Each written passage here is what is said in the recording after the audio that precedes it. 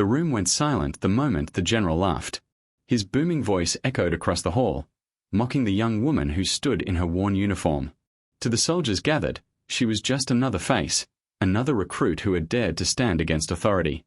But when the medal around her neck caught the light, the mocking turned into stunned silence, for it told a story far greater than his rank, a truth that no insult could erase. The echo of polished boots on marble carried through the grand military hall as rows of officers stood stiffly at attention. Their uniforms gleamed, their medals rattled faintly against their chests, but the atmosphere was less ceremonial than it was judgmental. At the front of the hall, under the towering banners of victory, stood a woman in fatigues. Her uniform looked modest compared to the sharp coats and gold-lined attire around her. Yet, around her neck, hanging against the fabric, glimmered a medal whose significance no one could easily dismiss. The general noticed it first. He was a broad man, his chest heavy with decades of medals, his rank higher than anyone in the room. But instead of acknowledging the honor she wore, he let out a low chuckle that grew into a booming laugh. This? He gestured toward her medal, voice dripping with sarcasm. They hand these out to anyone now. Perhaps next, they'll give one to a cadet for marching in a straight line. Laughter rippled through parts of the room, nervous, uncertain, but present. A few officers shifted uncomfortably, glancing between the general and the young woman. She did not flinch.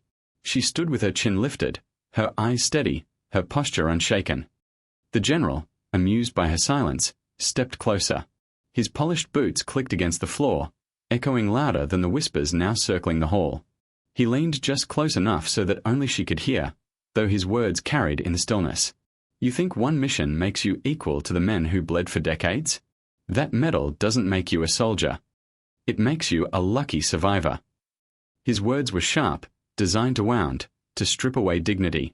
But she remained still, breathing deeply through her nose, eyes locked on his. For a moment, the room held its breath, expecting her to falter, to shrink beneath his shadow. Then the light from a chandelier caught the edge of the medal on her chest. The golden surface reflected across the hall, and for those who understood, it was not just a medal, it was the medal. One that only a handful in the nation had ever earned. One reserved not for survival, but for the kind of sacrifice that no training manual could teach. The whispers grew. Officers who moments ago laughed now fell into silence. The weight of recognition spread, as one by one, faces in the hall realized what hung from her neck. The general, sensing the shift but unwilling to relent, scoffed and stepped back. Medals don't win wars, he declared loudly, addressing the hall. Real soldiers do. But his voice, though strong, now felt hollow. The tension in the room no longer bent toward him, but toward her. She did not need to answer him with words. The medal spoke louder than anything she could say. And though the general still smirked, for the first time, there was doubt in his eyes. Long before the tension in the grand hall, long before the general's mocking laughter, she had faced a battlefield that tested everything she believed about courage, loyalty, and survival. The medal around her neck was not a trinket of recognition. It was a testament to a mission that had pushed her to the brink, one that almost cost her life, and one that few would ever understand. Months earlier, she had been deployed to a region torn apart by conflict. Intelligence reports had warned of an enemy force larger than expected, heavily armed, and entrenched in positions that seemed impossible to penetrate. Her unit, small but highly trained, was tasked with infiltrating the enemy stronghold to extract critical information that could turn the tide of the war. Everyone knew the risk. Everyone knew that failure meant death.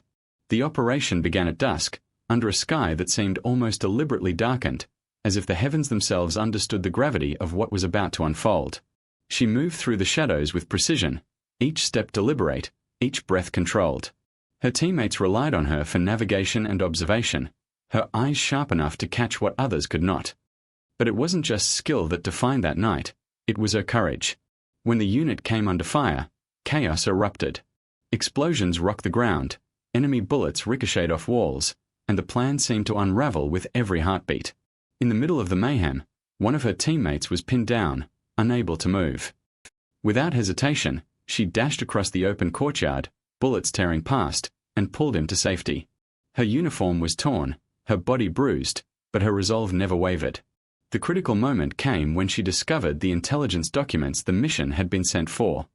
Guarded by enemy soldiers in a room rigged to explode, She had to act with both speed and precision. Every second mattered. Every movement could be her last. She neutralized the guards quietly, disarmed the explosives with shaking hands, and secured the documents. By the time reinforcements arrived, she was exhausted, wounded, and physically pushed to the limits of human endurance. Yet she had succeeded. The mission was completed flawlessly, the lives of her teammates preserved, and the intelligence delivered safely to command. When the medal was awarded, it was not just for her skill or bravery, it was for the unyielding determination to risk everything for the lives of others, for her country, and for the truth of what true courage meant. That medal had a story embedded in every scratch, every dent, every glint of gold. It was a story that could not be mocked, even by a general. And now, standing in the hall, the story behind it radiated from her, silent but undeniable, demanding recognition. The hall, once filled with laughter at her expense, now felt thick with tension. Every officer's gaze shifted subtly toward the medal resting against her chest, glinting in the chandelier light. Whispers ran like an undercurrent, barely audible, as minds began to process the truth. This was no ordinary soldier. The general, still standing at the front, stiffened. His pride, built over decades of unquestioned authority, met an unexpected adversary, undeniable merit. The medal was proof not only of courage but of leadership under fire, of life-risking bravery that had saved comrades and accomplished what few could imagine. His voice faltered slightly as he tried to regain control. You completed the mission," he said, each word sounding heavier than the last. "Alone." She shook her head slightly, a faint, composed smile playing on her lips. "Not alone. But I made sure no one was left behind. That's what this represents." Her hand instinctively brushed against the medal. It was more than metal. It was a symbol of survival, strategy, and the lives she had protected.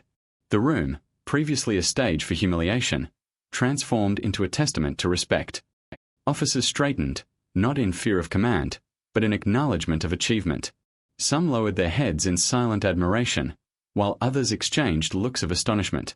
The general's smirk faded, replaced by a glimmer of grudging respect. He attempted one last display of authority, raising his hand as if to dismiss her. But the room no longer followed his lead. The weight of her accomplishment had shifted the balance of power, silently asserting that recognition and valor were not bound by rank alone. Every soldier present now saw the undeniable truth. Merit could not be mocked. For a moment, time seemed to freeze. The medal caught another glint of light, and with it, the general's voice finally faltered completely.